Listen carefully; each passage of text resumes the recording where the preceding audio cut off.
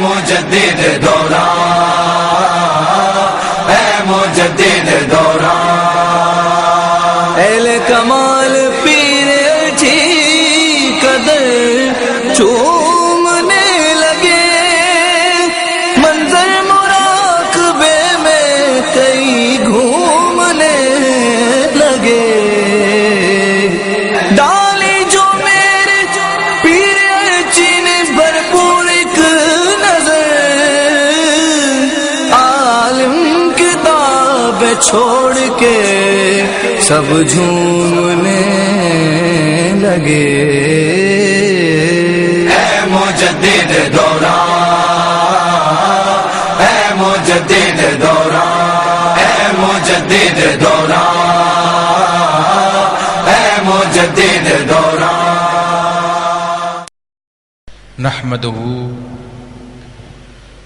ونصلي ونسلم على رسول الكريم، اما بعد فاعوذ بالله من الشيطان الرجيم، بسم الله الرحمن الرحيم، ان الله وملائكته يصلون على النبي يا ايها الذين آمنوا صلوا عليه وسلموا تسليما، اللهم صل على سيدنا وحبيبنا وشفينا ومولانا محمد وآلہ وإطرته بعدد كل معلوم لك، صلاة وسلام عليك يا سيدي يا رسول اللہ۔ امام ربانی حضرت مجدد الانصاری شیخ فاروقی سرہندی رحمۃ اللہ علیہ، جلد دوئم، مکتوب نمبر 224 کا آخری حصہ، آپ رحمۃ اللہ علیہ فرماتے ہیں، جاننا چاہیے کہ شیخ بننے، شیخ سے مراد یعنی پیر بننے، شیخ بننے اور حق کی طرف خلق کو دعوت کرنے کا مقام بہت ہی عالی ہے۔ یعنی جو شخص جس کو اللہ تبارک و تعالیٰ شیخ یعنی پیر بنا دے اور وہ مخلوق کو اللہ کی طرف لے جائے، مخلوق کو دعوت دے کر یعنی اللہ کی طرف لے جائے، مخلوق کو رب کی طرف لے کے جائے، بے نمازیوں کو نمازی بنائے، داڑھی منڈوں کو داڑھی رکھوائے، سنت کا پیکر و پابند بنائے، اور اس کے دل کو اللہ کی یاد سے زندہ کر دے، کہ وہ ایسا شخص ہو کہ جب دنیا میں چل رہا ہو تو لباس، اٹھنا بیٹھنا، کھانا پینا سنت کے مطابق ہو، اور دل اللہ کی یاد سے دھڑکتا ہو، دل میں اللہ کی یادیں ہوں، اللہ کا خیال ہو، اس کے لطائف اللہ کے یاد سے زندہ ہوں، دست بکار دل بیار والا معاملہ ہو کہ ہاتھ اس کا جب کاروبار میں کام میں ہو تو دل رب کی یاد میں ہو، دل رب کی یاد میں ہو۔ یہ معاملہ مرشد کی نگاہ سے حاصل ہوتا ہے، جس پر مرشد اللہ اللہ کیے جانے سے اللہ نہ ملے، اللہ والے ہیں جو اللہ سے ملا دیتے ہیں۔ تو نگاہ مرشد سے جس پر اللہ والے کی نگاہ پڑ جائے، تو عوارف المعارف میں شہاب الدین سہروردی رحمۃ اللہ علیہ کے مرشد عبدالقاہر عبدالنجیب سہروردی رحمۃ اللہ علیہ لکھتے ہیں، فرماتے ہیں، مسجد خیف کے باہر آپ رحمۃ اللہ ہر ایک کو چہرے کو دیکھا کرتے تھے، ہر ایک کے چہرے کو دیکھا کرتے تھے۔ عوارف المعارف جو شہاب الدین سہروردی رحمۃ اللہ کی کتاب ہے اس میں یہ لکھا ہے۔ تو انہوں نے عرض کیا کہ حضرت جو بھی آتا ہے آپ اس کے چہرے کو دیکھتے ہیں؟ انہوں نے جواب دیا کہ ہر ایک کا چہرہ ایک جیسا نہیں ہوتا، کوئی دنیا میں آدمی ایسا بھی اللہ والا ہوتا ہے ایک نگاہ سے اگر دیکھ لے تو مالا مال کر دیتا ہے، آدمی کو مالا مال کر، ایک نگاہ اگر ڈال دے تو آدمی کو مالا مال کر دیتا ہے۔ ہر ایک کی نگاہ ایک جیسی نہیں ہوتی، کوئی ایسا بھی ہوتا ہے کہ جو ایک نگاہ ڈال کے مالا مال کر دیتا ہے۔ تو فرماتے ہیں کہ میں اسی نگاہ کو تلاش کر رہا ہوں، اسی نگاہ کو تلاش کر رہا ہوں۔ تو اس لیے فرمایا کہ یہ مرشد کی نگاہ سے یہ سارے معاملے ہوتے ہیں۔ نبی کی نگاہ سے ہی صحابی بنے ہیں، غوث الاعظم کی نگاہ سے چور کتب بنا ہے، اور نان بھائی خواجہ باقی بلا کی نگاہ سے باقی بلا بنا ہے، اور خواجہ باؤدی نقش بند کی نگاہ سے روٹیاں پک کر برتن پک کر اس کے اس پہ اندر میں اللہ کا نام نقش ہو گیا تھا. تو یہ اللہ والے دل میں اللہ کے نام کو نقش کر دیا کرتے ہیں. تو فرماتے ہیں ایسے بزرگ جن کی نگاہ دوا ہے اور جن کا کلام شفا ہے، یہ اللہ والے اللہ کے ولی، ان کی نگاہ میں دوا ہے اور ان کے کلام میں شفا ہے. ان کے پاس بیٹھنا تجھے اکسیر بنا دے گا، کیمیا بنا دے گا. تو لہٰذا یہ ایسے بزرگ اللہ والے جو کائن بائن ہوتے ہیں، یعنی دکھنے میں مخلوق کے ساتھ، حقیقت میں اللہ کے ساتھ ہوتے ہیں. دکھتے تو مخلوق کے ساتھ ہیں مگر باطن حقیقت میں اللہ کے ساتھ ہوتے ہیں. بولا یہ اللہ والے، ان کا مخلوق کی طرف توجہ کرنا اور ان کو اللہ کی طرف لے کے جانا، دعوت دینا. فرمایا یہ ان کا مقام بہت بلند ہوتا ہے، بہت عالی یعنی بلند ہوتا ہے. اور پھر فرماتے ہیں بڑی زبردست بات، پھر آگے کہتے ہیں، فرماتے ہیں آپ نے سنا ہوگا کہ الشیخ فی قومہ کالنبی فی امتہ. فرماتے ہیں پیر اپنی قوم میں ایسا ہے جیسا نبی اپنی امت میں ہے. یہ حدیث پیش کی گئی انہوں نے، قال رسول اللہ صلی اللہ علیہ وسلم الشیخ فی قومہ کالنبی فی امتہ. پیر اپنی قوم میں ایسا ہے جیسا نبی اپنی امت میں. اس کو امام سیوطی رحمۃ اللہ جامع صغیر میں روایت کیا دوسرے الفاظ سے، الشیخ فی اہلہ کالنبی فی امتہ. شیخ اپنے اہل و عیال میں ایسا ہے جیسے نبی اپنی امت میں. پھر دوسری روایت میں اس طریقے سے الشیخ، جس کو ابو رافع اور ابو نجار نے روایت کیا، الشیخ فی بیتہ کالنبی فی امتہ. اور مجد الثانی رحمۃ اللہ علیہ نے اس کو المکتوبات امام ربانی میں فرمایا الشیخ فی قومہ کالنبی فی امتہ. شیخ اپنی قوم میں ایسا ہے نبی جیسے اپنی امت میں ہے. تو اب کتنا احترام کرنا چاہیے مرشد کا. اس لیے طریقت کے عبد الوہاب شورانی رحمۃ اللہ علیہ، طریقت کے استاد، فرماتے ہیں جیسے صحابہ کرام نبی پاک صلی اللہ علیہ وسلم کے ساتھ معاملہ فرمایا کرتے تھے، مرید کو چاہیے کہ اپنے مرشد کے ساتھ ایسی محبت کرے جیسے صحابہ کرام کے مرشد، شیخ اور نبی، ہم سب کے نبی کریم صلی اللہ علیہ وسلم کے ساتھ معاملہ فرماتے تھے، ایسا مرشد کے ساتھ معاملہ فرمانا چاہیے. اور جیسے صحابہ کرام کیا کرتے تھے، نبی پاک صلی اللہ علیہ وسلم سے اپنی آواز کو اونچا نہیں کرتے تھے، ان کے سامنے ان کے کسی فیصلے پر تنقید نہیں کرتے تھے، اپنے فیصلے کو نہیں لایا کرتے تھے. جو بات انہوں نے فرما دی اپنے گردنوں کو جھکا دیا کرتے تھے. اور ان کے سامنے ایسے بیٹھتے تھے چڑیا ان کے سروں پہ آ کر بیٹھ جاتی تھی، ادھر ادھر متوجہ نہیں ہوتے تھے، اور ہمیشہ بیٹھ کے اپنے نبی کا دیدار کرتے تھے، دیدار کے پیاسے تھے. اور شیخ اپنے مرشد کا اور نبی پاک صلی اللہ علیہ وسلم کا دیدار کرتے تھے. یہ سلسلہ وہیں سے چلا آ رہا ہے. لوگ کہتے ہیں پیر مردی، ارے وہیں سے تو یہ سلسلہ چلا آ رہا ہے، انہی کا سلسلہ دیکھ لو آپ. یہ نام پڑھو نبی پاک صلی اللہ علیہ وسلم، ابو بکر صدیق. پھر اس کے بعد ابو بکر صدیق رضی اللہ عنہ کو جب خلافت پہ بٹھایا گیا، مسند میں بٹھایا گیا، دیکھو وہ تمام صحابہ کرام خود جو نبی پاک کے ہاتھ بیت تھے، پھر ان کے ہاتھ پر بیت کی، پھر ان کے آگے انہوں نے گردنیں خم کر دیں، جو وہ فرماتے تھے اس کے اوپر وہ عمل کرتے تھے. یہ سلسلہ وہیں سے چلا آ رہا ہے. تو فرمایا الشیخ فی قومہ کالنبی فی امتہ. پیر اپنی قوم میں ایسا ہے جیسے نبی اپنی امت میں. فرمایا شیخ اپنی قوم میں پھر آگے فرماتے ہر بے سر و سامان کو اس بلند مرتبے کے سے کیا مناسبت ہے؟ بولا یہ بلند مرتبہ ہے، ہر آدمی کو یہ نہیں ملا کرتا. یہ بلند مرتبہ ہر آدمی کو نہیں ملا کرتا. آپ کیا سمجھتے ہیں ہر آدمی ایسا بن جائے گا؟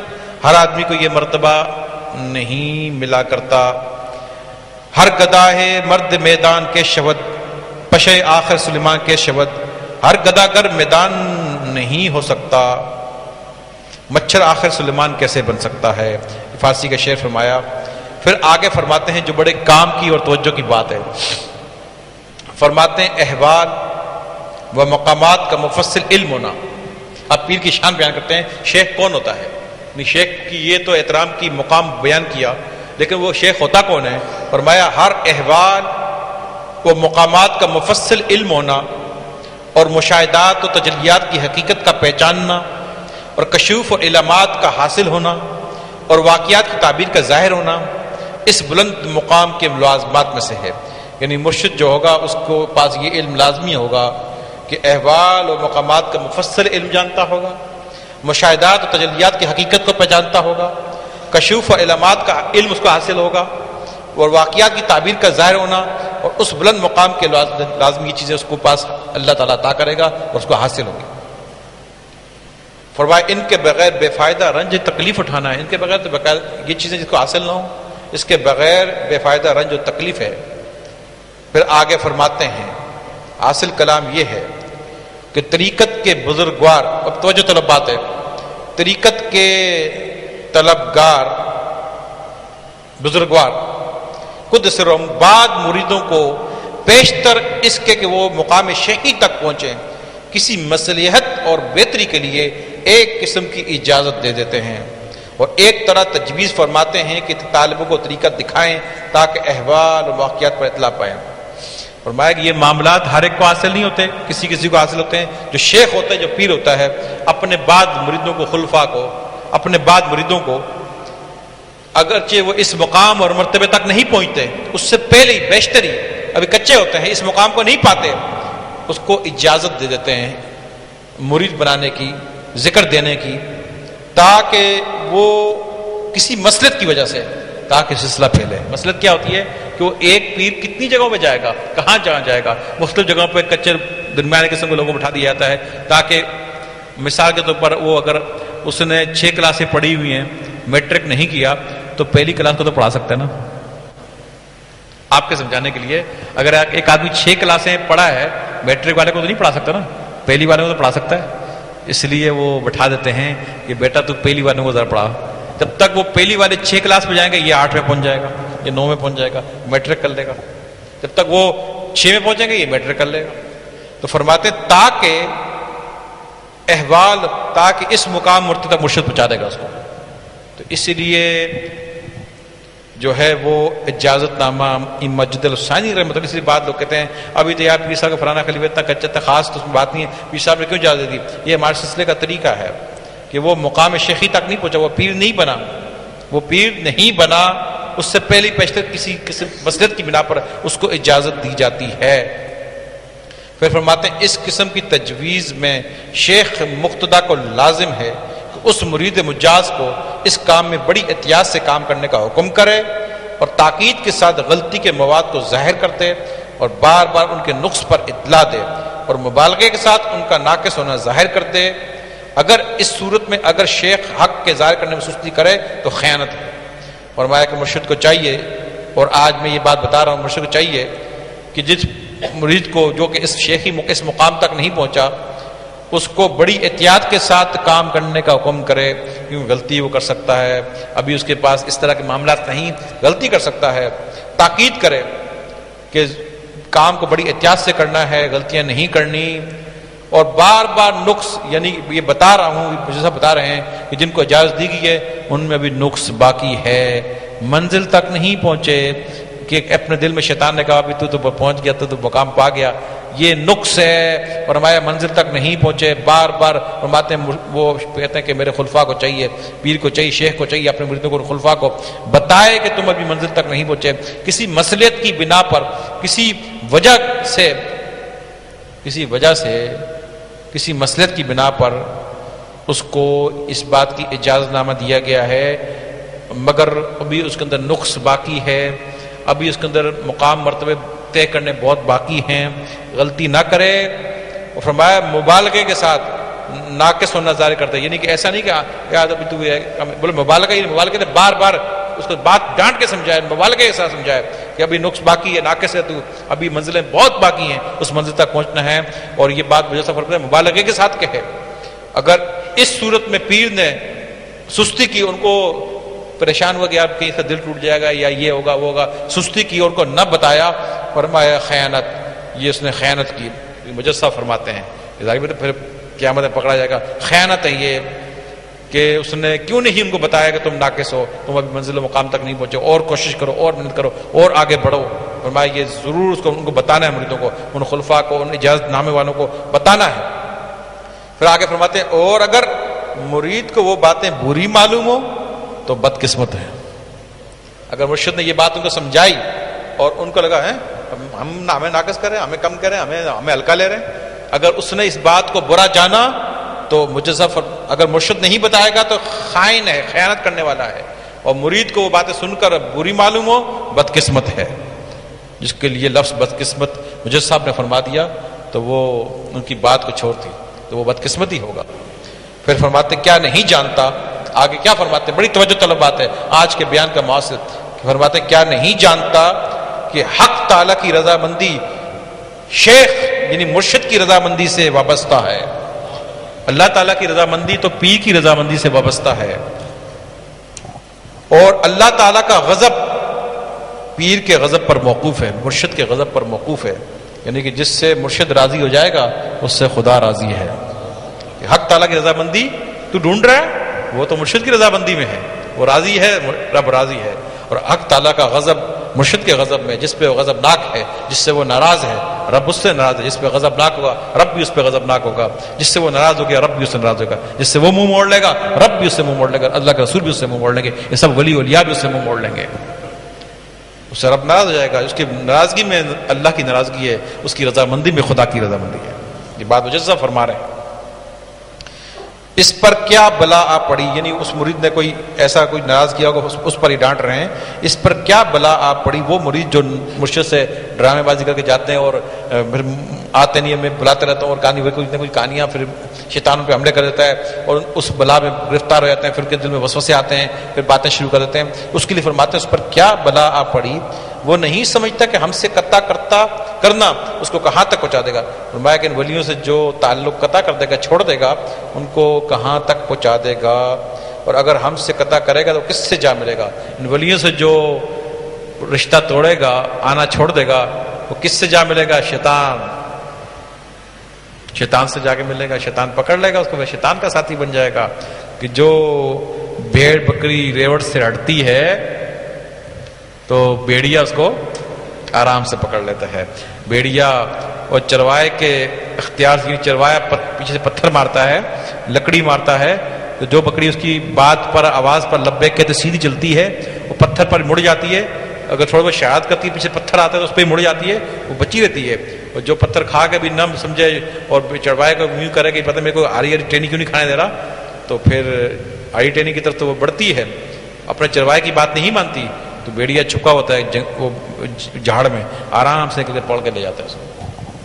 یہ فرما رہا ہے کہ جو ان ولیوں سے تعلق قطع کر دے گا وہ پھر کس سے جا ملے گا. اور اگر نعوذ باللہ اس قسم کا کوئی امر اس کے دل میں راہ پا گیا ہو، کسی شخص میں دل میں کوئی اپنے مشکل غلط خیال، کوئی بات دل میں بیٹھ جائے اور راہ پا جائے، تو بے توقف اس کو کہہ دیں کہ توبہ استغفار کریں اور حق تعالیٰ کی بارگاہ میں عاجزی اور زاری کریں. کہ بات اگر بیٹھ گئی ہے تو مرشد سے عرض کر دیں کہ میرے مرشد دل میں یہ بات بیٹھ گئی ہے، تاکہ مرشد جو ہے وہ نگاہ ڈالے اور پھر اللہ کے دربار میں توبہ بھی کریں، استغفار بھی کریں اور حق تعالیٰ کی بارگاہ میں عاجزی اور رونا دھونا عاجزی کریں، سجدے کریں کہ میرے ساتھ مولا یہ کیا ہو گیا ہے. اس ابتلا اور فتنہ عظیم میں اس کو مبتلا نہ کریں. یہ مطلب کہ دعا کریں گے یا اللہ مجھے اس فتنے میں، اس عظیم بلا میں مبتلا نہ کر. کیونکہ یہ تو پھر بنیاد ہوگی نا کہ اس کی ناراضگی میں، جب خدا کی ناراضگی ہے، اس کی رضا سے خدا راضی ہوتا ہے، تو یہ تو بہت بڑی بات ہوگی نا، معمولی بات نہیں ہے. اس لیے مکتوب میں سمجھتا ہوں بڑا الشیخ فی قومہ اکن نبی فی امتہ، اس لیے فرمایا کہ اس کی رضا سے خدا راضی ہوتا ہے، اس کی ناراضگی سے خدا ناراض ہوتا ہے. پھر فرمایا اس خطرناک بلا آزمائش میں اس کو گرفتار نہ کرے، یعنی اللہ کے ساتھ عاجزی، گزاری، رونا دھونا، ہمیشہ دعائیں مانگتا ہے تو یہ دعا مانگا کرے خاص طور پر کہ یا اللہ مجھے اس بلا میں مبتلا نہ کرنا. پہلے بخار آتا ہے تو آئے، اور کوئی بیماری آتی جائے، لیکن یہ بلا میں مبتلا نہ کرنا کہ میں مرشد کے لیے میرے دل میں کوئی بد خیال آ جائے، میں اس کو چھوڑ دوں، اس کو ناراض کر بیٹھوں، اس کے لیے کوئی الٹی سیدھی باتیں کروں. یہ اس بلا اور فتنے میں یا اللہ مجھے مبتلا نہ کرنا، اس آزمائش اور خطرناک معاملے مجھے مبتلا گرفتار نہ کرنا یا اللہ. اللہ کے آگے ہمیشہ توبہ کرنا چاہیے، استغفار کرنا چاہیے اور بار بار اللہ کے دربار میں عاجزی گزاری کر کے اس بلا عظیم فرمایا فتنہ عظیم کی دفع کے لیے دعائیں کرتے رہنا چاہیے. یا اللہ مجھے اس بلا اور مزید اس پریشانی میں مبتلا، آزمائش میں مبتلا نہ کرنا کہ میرا مرشد مجھ سے ناراض ہو، میرے دل میں اس کے برے خیال آئیں اور پھر وہ مجھ سے ناراض ہو، کیونکہ اس کی رضا سے خدا راضی ہوتا ہے. اس کی ناراضگی سے خدا ناراض ہوتا ہے. اور جن مریدوں کو اجازت دی گئی ہے وہ اس مقام اور منزل تک نہیں پہنچے.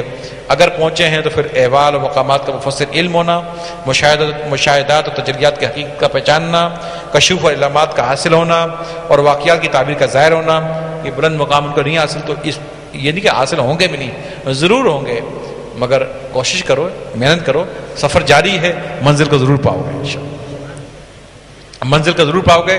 اور اگر بیچ راستے میں منزل کو پانے سے پہلے موت آ گئی تو جو جس سے محبت کرتا ہے قیامت اسی کے ساتھ ہے. منزل سے پہنچنے سے پہلے اگر موت آ گئی، جو جس سے محبت کرتا ہے قیامت میں اسی کے ساتھ ہے. جو جس کی شبہات کرتا ہے وہ اسی کے ساتھ ہے. شبہات کرنے والا یعنی امام یہ بندہ، ہم شبہات کسی کرتے ہیں؟ نبی پاک صلی اللہ علیہ وسلم شبہات کرتے ہیں. تو جو جس کسی شبہات کرتا ہے، وہ شابہت کرتا ہے، قیامت میں اسی کے ساتھ ہے. جو جس سے محبت کرتا ہے قیامت میں اسی کے ساتھ ہے. اگر سفر کے بیچ میں بھی انتقال ہو گیا، منزل کو نہ پایا، تو اپنے مرشد کے ساتھ ہے، مرشد اپنے مرشد کے ساتھ ہے. سارے کے سارے قافلہ جو ہے ابو بکر صدیق رضی اللہ عنہ کے ساتھ ہے. اور صدیق تو یار غار میں بھی ساتھ تھے، دنیا میں بھی ساتھ تھے، اب تو مزار میں بھی ساتھ ہیں. مزار میں بھی ساتھ ہیں تو پھر قیامت میں کہاں ہوں گے؟ وہ بھی ساتھ ہی ہوں گے. جب مزار میں بھی جدا نہیں کیا، جب مزار میں بھی جدا نہیں کیا تو اندازہ لگاؤ کہ مزار میں دیکھو آپ صلی اللہ علیہ وسلم کی قبر شریف کے ساتھ قبر کس کی ہے؟ جب مزار میں جدا نہیں کیا تو قیامت میں بھی ساتھ ہیں. اور ہم ان کے، وہ ہمارے پیشوا ہیں، ہم ان کے چاہنے والے ہیں، ان کے مرید ہیں، ان کی لڑی سے ہیں. اپنے چاہنے والوں کو کون بھولے گا کہ قیامت کے دن جو ہے، قیامت کے دن جو ہے، قیامت کے دن ایسے بھی اولیاء، بخاری شریف کے حدیث، ایسے بھی اولیاء ہوں گے قیامت دن کو جو بلا حساب و کتاب، ان پہ کوئی حساب و کتاب نہیں ہوگا، اور ان کے بغیر حساب و کتاب کے وہ جنت میں داخل کرنے کا اللہ تعالیٰ حکم فرمائے گا. ان کا پہلا شخص جو ہوگا، جو پہلا شخص ہوگا، جو ولی ہوگا، اللہ کا ولی ہوگا، مقرب ہوگا، جس کو اللہ تعالیٰ فرمائے گا کہ میرے بندے بغیر حساب و کتاب کے جنت میں داخل ہو جا، وہ وہاں کھڑا ہو جائے گا، کہے گا یا اللہ میں داخل نہیں ہوتا، میں داخل نہیں ہوتا. رب کہے گا کیوں نہیں داخل ہوتا؟ جنت تیرے سامنے انتظار کر رہی ہے، جنت تیرے لیے، تو داخل ہو جا. اور اللہ سے جھگڑنا شروع کر دے گا. فرمایا دنیا میں تم جائیداد کے چکر میں آپس میں جھگڑا کیا کرتے ہو؟ اس سے زیادہ وہ اللہ سے محبت اور اس کے اندر جھگڑے گا، کہے گا یا اللہ جب تک میرا آخری مرید بھی میرے ساتھ داخل ہو، میں داخل نہیں ہوں گا. جب تک میرا آخری مرید بھی میرے ساتھ تو جنت میں داخل نہیں کرے گا. سب سے آخری شخص، اس لائن کا سب سے آخری شخص جو ہے، یا اللہ اس کو بھی میرے سامنے میرے ساتھ داخل نہیں کرے گا، میں داخل نہیں ہوں گا. آپ کو پتہ ہے یہ پہلا شخص کون ہوگا؟ وہ ہماری لڑی کے سیدنا ابو بکر صدیق رضی اللہ عنہ. وہ اللہ سے جھگڑیں گے، وہ اللہ کے سامنے ناز کریں گے اور کہیں گے یا اللہ جنت میں داخل نہیں ہوتا. یہ میرے مرید ہیں، یہ 15ویں صدی کے مرید ہیں، یہ ناقص تھے، یہ بیچارے غلطی بھی کرتے تھے، یہ پریشان بھی تھے، میں بے غیر حساب و کتاب کے جنت میں داخل ہو رہا ہوں. نہ جانے وہ فرشتے کو پکڑ لیں گے کیا ہوگا. مولا نہیں میں کھڑا ہوں، میری لڑی کا آخری مرید جو بیچارہ کمزور مرید ہے اس کو بھی میرے سامنے میرے ساتھ جنت داخل کر، تب میں داخل ہوں گا. رب فرمائے گا ٹھیک ہے، اس کے سارے مریدوں کو آخری جو شخص ہے اس سمے سب کو جنت داخل کر دو. یہ بات میں نے اپنے پاس سے نہیں کی، آپ چاہیں اس کا پورا حوالہ ہے، اور حدیث نمبر مجھے یاد نہیں ہے، بخاری شریف کی حدیث ہے، یہ مستند، اور اس کا تشریح کے طور پر میں نے مرید کا لفظ استعمال کیا، وہاں مرید کا لفظ استعمال نہیں ہے لیکن کیا ہے، وہ شخص داخل نہیں ہوگا جب تک اس کی لڑی کا آخری شخص داخل نہ ہو. تو وہ ہمارے پہلے شخص کون ہوں گے؟ سیدنا صدیق اکبر رضی اللہ تعالیٰ. اس طرح حضرت علی کرم اللہ کریم، ان کی لڑی کے جو ہوں گے وہ کھڑے ہو جائیں گے، بولا نہیں یا اللہ جب تک میری لڑی کا آخری بھی شخص. تو یہ بڑی زبردست بات ہے، نسبتیں ہیں. تو میرے چاہنے والوں بات یہ ہوتی ہے، اس نسبت کو کھو دو گے، نسبت کو کھو دو گے تو نسبت، اب کوئی کہے کہ میں ابو بکر صدیق ڈائریکٹ بیعت ہو جاؤں، تو پھر صحابہ کرام نے ابو بکر صدیق رضی اللہ عنہ بیعت کیوں کی تھی؟ اتنی بیوقوف ہو، اتنی عقل نہیں رکھتے کہ نبی پاک صلی اللہ علیہ وسلم کے وصال کے بعد صحابہ کرام جنہوں نے خود نبی پاک صلی اللہ علیہ وسلم بیعت کی تھی، اس کے باوجود ابو بکر صدیق رضی اللہ عنہ پر بیعت کیوں فرمائی؟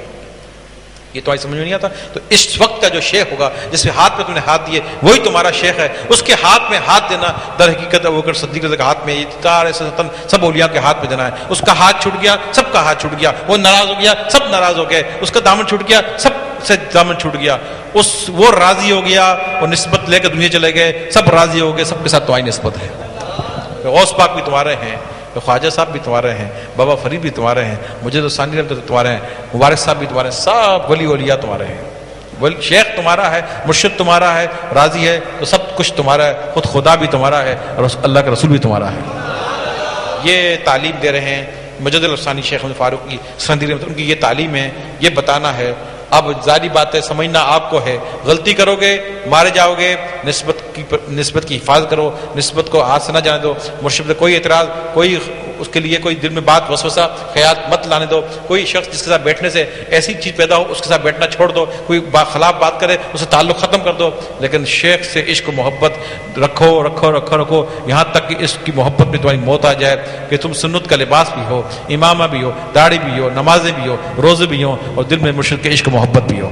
جس کے ساتھ یہ معاملہ ہوگا اس کا بیڑا پار ہے. اللہ تبارک و تعالیٰ سے دعا ہے اللہ تعالیٰ ہم سب کو ان باتوں پر عمل کرنے کی توفیق عطا فرمائے. آمین بجائے نبی المرسلین وآخر دعوانا ان الحمد للہ رب العالمین. اے مجدد دوران، اے مجدد دوران، اہل کمال پیر جی قدر چومنے لگے، منظر مراقبے میں کئی گھومنے لگے. ڈالی جو میرے پیر جی نے بھرپور ایک نظر، عالم کتاب چھوڑ کے سب جھومنے لگے. اے مجدد دوران، اے مجدد دوران، اے مجدد دوران، اے مجدد